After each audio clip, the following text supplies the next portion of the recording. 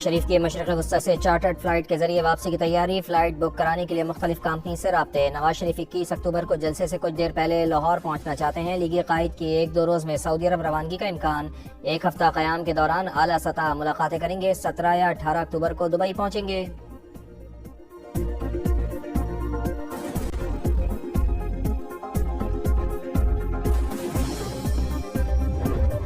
नवाज शरीफ 21 अक्टूबर को निजात दहिंदा बनकर वापस आएंगे। चौथी बार वजीर आजम बनकर मुल्क में खुशहाली के नए दौर का आगाज करेंगे। पहले भी IMF से अवाम की जान छुड़ाई, अब भी छुड़ाएंगे। ख्वाजा आसिफ का दावा, कहा कठपुतली लाने वालों के गले ही पड़ गया। ये सब कुछ करने वालों ने मुल्क से दोस्ती की या दुश्मनी की, फैसला अवाम करेंगे। उस्मान डार की वालदा काबिल एहतराम है, मामले में सियासी फायदा नहीं उठाना चाहता। मस्जिद अक्सा की बार बार बेहुरमती, इसराइली बर्बरियत और मजालिम। हमास का ऐलान जंग। हमास और जिहाद इस्लामी के मुजाहिदीन इसराइल में दाखिल। अल-क़स्साम ब्रिगेड के कमांडोज की पैराशूट के जरिए लैंडिंग। सेहूनी रियासत पर 7000 मिसाइल फायर किए। कई इसराइली छावनियों पर कब्जा किया। गली गली लड़ाई जारी। इसराइली फौज से टैंक और बख्तरबंद गाड़ियां छीन ली। इसराइल की 22 हलाकतों की तस्दीक। मरने वालों में रीजनल काउंसिल का सदर शामिल। हुकाम के मुताबिक 200 से जायद अफराद जख्मी हुए। कामयाब हमले पर हमास के सरबराह इस्माइल हानिया का सजदा शुक्र। मगरबी किनारे के फलस्तीनियों से भी हथियार उठाने की अपील।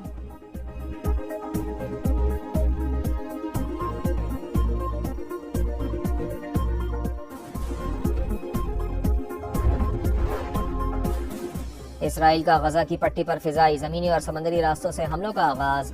इसराइली तैयारों की बमबारी, एक फलस्तीनी शहीद, दर्जनों जख्मी। इसराइली वजीर आजम ने सिक्योरिटी हुक्काम का हंगामी इजलास तलब कर लिया। यूरोप और अमरीका से मदद मांग ली।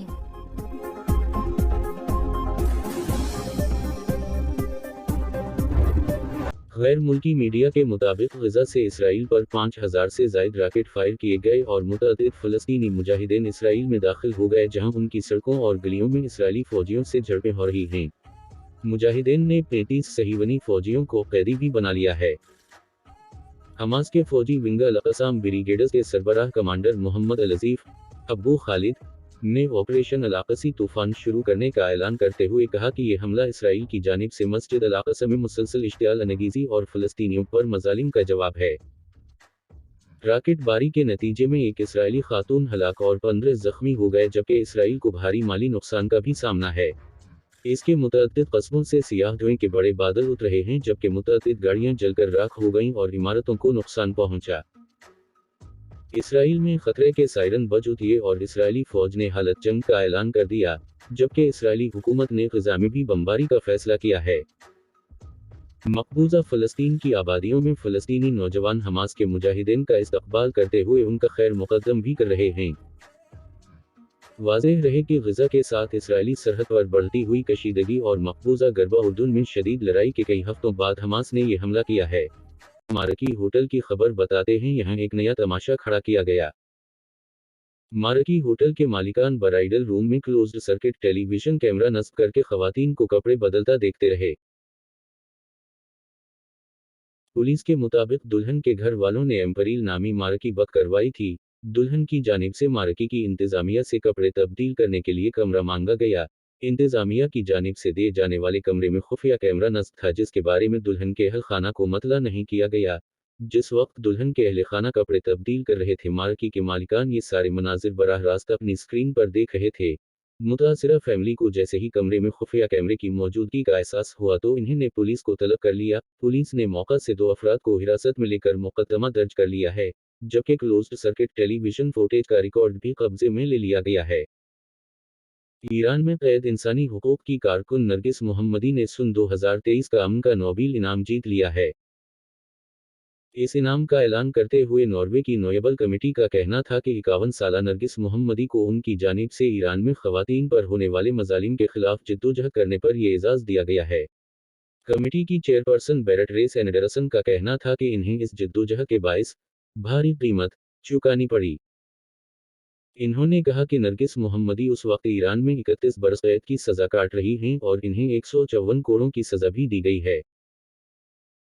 ओस्लो में जुमे को होने वाली तकरीब में रेस एंडरसन का कहना था कि ये अवार्ड नरगिस मोहम्मदी को उनकी जानिब से ईरान की खवातीन पर होने वाले मजालिम के खिलाफ जद्दोजहद करने और इंसानी हुकूक और आज़ादी को तरवीज करने पर इन्हें ये अवार्ड दिया गया है।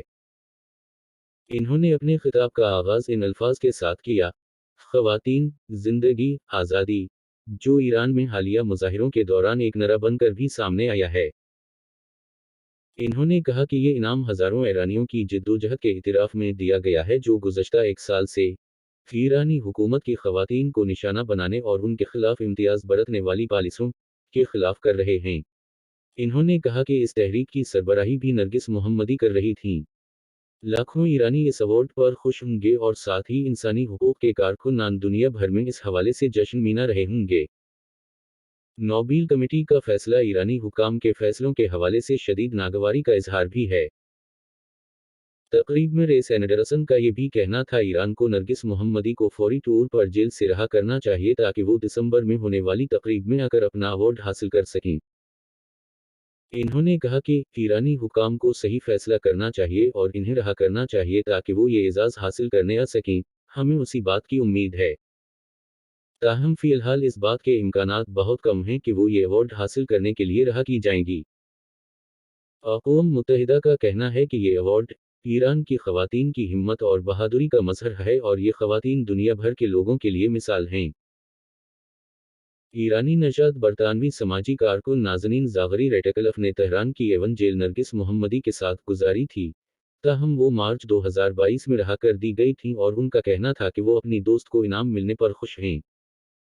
इन्होंने कहा कि मुझे रोना भी आ रहा है। इन्होंने हम सब के लिए एवन जेल में बहुत कुछ किया। नरगिस एवन जेल के ख़वातीन वारड की ख़वातीन के लिए एक सुतून और मिसाल हैं क्योंकि इन्होंने ख़वातीन के हुकूक की खिलाफ वर्जियों के खिलाफ बल्ला खौफ व ख़तर जद्दोजहद की है। ये अवार्ड ईरान की हर इस खातून के लिए है जो किसी ना किसी तरह ईरान में नाइंसाफ़ी का शिकार रही हैं। इस मर्तबा तवील अरसा कैद में गुजारने के अलावा नरगिस को माजी में 13 मरतबा गिरफ्तार किया गया है और 5 मरतबा सज़ा भी हुई है। गुज़श्ता दिसंबर इन्होंने जेल से BBC को एवन जेल के हवाले से इंतहाई खौफनाक तफसीलात बताई थीं जिनसे ईरानी ख़वातीन को गुजरना पड़ता है। इनमें जिनसी और जिस्मानी तौर पर हरासा किया जाना भी शामिल है। उनके मुताबिक मुज़ाहिरों के दौरान ऐसे पुरतशद्दुद वाक़यात बहुत आम हैं जिनका आगाज़ सितंबर 2022 में 22 साला महसा अमीनी की हलाकत के बाद सामने आए थे। ये पुरतशद्दुद मुज़ाहरे फिर मुल्क भर फैल गए थे जिसमें ईरान में हुकूमत को बरतरफ करने से लेकर आज़ादी के मुतालबे किए गए थे। इस दौरान ईरानी ख़वातीन की जानिब से एहतिजाजन अपने हेड स्कार्फ़ जलाए गए थे और ये तस्वीर दुनिया भर में मकबूल हुई थीं। ईरानी हुकाम की जानिब से उन मुज़ाहिरों पर भरपूर क्रैकडाउन किया गया था और अब ये तकरीबन ख़त्म हो चुके हैं। Narges Mohammadi defenders of human rights centre नामी तंजीम की नायब सरबराह भी हैं। गुज़श्ता बरस इन्हें BBC की 100 सबसे ज़्यादा बासर ख़वातीन की फ़हरिस्त में शामिल किया गया था।